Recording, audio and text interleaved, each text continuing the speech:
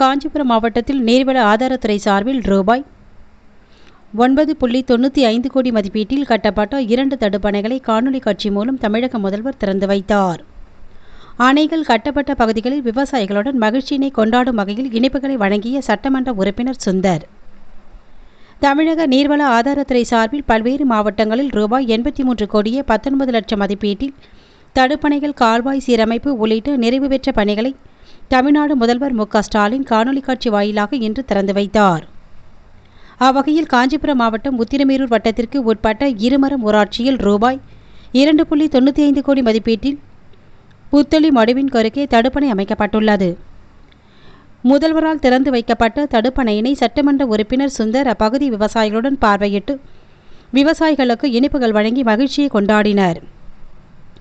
மேலும் செய்யாற்றின் கரையோரம் உள்ள கிராமங்களில் பருவமழை காலங்களில் வெள்ளநீர் கிராமங்களில் உட்புகுவதை தவிர்க்க தடுப்பு சுவர் அமைக்க வேண்டும் எனவும் கிராம பொதுமக்கள் சார்பில் கோரிக்கை வைக்கப்பட்டது.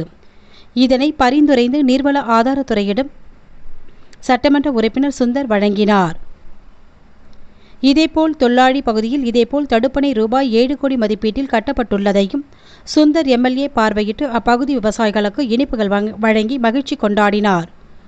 அப்போது மாவட்ட ஆட்சியர் கலைசெல்வி மோகன், நாடாளுமன்ற உறுப்பினர் செல்வம் மற்றும் நீர்வளத்துறை அதிகாரிகள் உள்ளிட்ட பலர் உடனிருந்தனர்.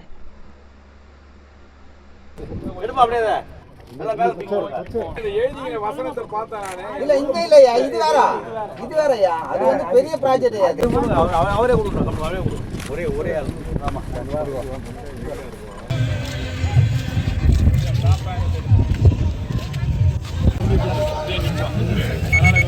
கால்